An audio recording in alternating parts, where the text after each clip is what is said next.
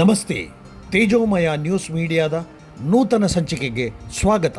ಇದು ಹಸುರಿನ ಬನಸಿರಿ ಒಲಿದ ಪಾಡಿ ಗ್ರಾಮ. ಇಲ್ಲಿನ ಹೃದಯ ಭಾಗದಲ್ಲಿ ನೆಲೆಸಿರುವುದು ಮಹಾವಿಷ್ಣು ದೇವಾಲಯ. ಇಲ್ಲಿ ಈಗ ಶ್ರೀ ವಿಷ್ಣು ಸಹಸ್ರನಾಮ ಪಾರಾಯಣದ ಅನುರಣನ. ಪದ್ಮನಾಭಂ ಸುರೇಶಂ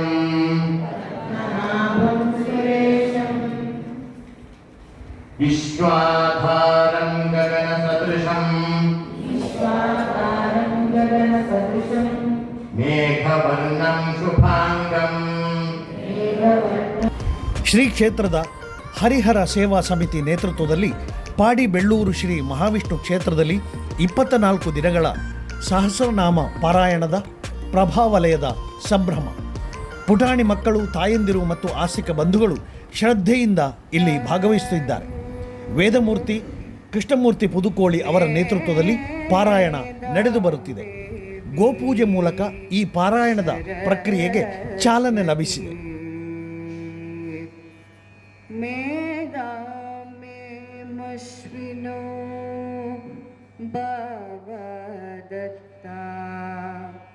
पुष्कर सजा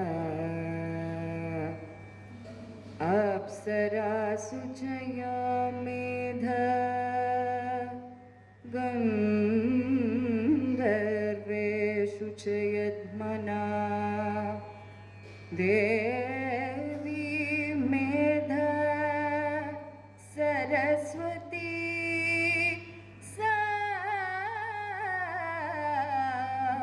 ಈ ಸಂಬಂಧ ನಡೆದ ಧಾರ್ಮಿಕ ಸಭೆಯನ್ನು ಕೊಂಡೆವೂರು ಮಠದ ಶ್ರೀ ಯೋಗಾನಂದ ಸರಸ್ವತಿ ಸ್ವಾಮೀಜಿ ದೀಪ ಬೆಳಗಿ ಉದ್ಘಾಟಿಸಿದರು.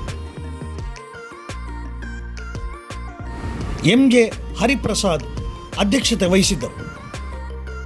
ನಿವೃತ್ತ IAS ಅಧಿಕಾರಿ ಗೋಪಾಲಕೃಷ್ಣ ಭಟ್, ಸಂಗೀತ ಗುರು ವಿದುಷಿ ಉಷಾ ಈಶ್ವರ ಭಟ್, ಮಾತೃ ಸಮಿತಿ ಅಧ್ಯಕ್ಷೆ ಕೆ ಜಯಶ್ರೀ ಸಹಿತ ಗಣ್ಯರು ಉಪಸ್ಥಿತರಿದ್ದರು.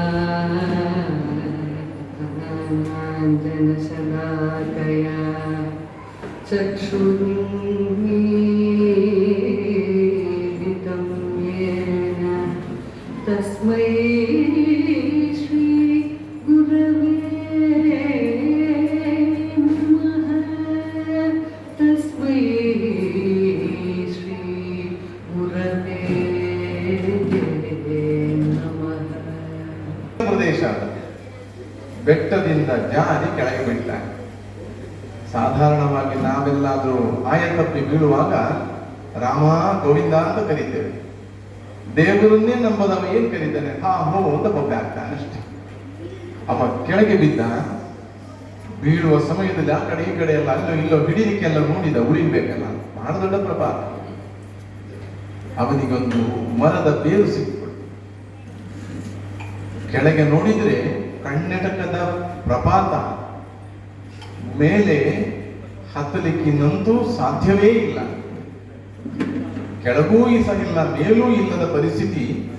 ಯಾರೊಬ್ಬರನ್ನಾದ್ರೂ ಕೂಗಿ ಕರೆಯುವಂತ ಅಲ್ಲಿ ಜನಗಳೂ ಇಲ್ಲ. ಬಹಳ ಹೊತ್ತು ಈ ಬೇರನ್ನ ವೇಣುಗೋಪಾಲ್ CK ಸ್ವಾಗತಿಸಿದರು. VN ರವೀಂದ್ರನ್ ವಂದಿಸಿದರು. ದೇವಾಲಯ ಒಂದು ವಿದ್ಯಾಲಯವಾಗಿ, ಮಂತ್ರಾಲಯವಾಗಿ, ಸಾಮಾಜಿಕ ಏಕತೆಯ ಪ್ರತೀಕವಾಗಿ ಬೆಳೆಯುವಲ್ಲಿ ಇಂಥ ಕಾರ್ಯಕ್ರಮಗಳು ಪೂರಕ. ನಮಸ್ತೆ.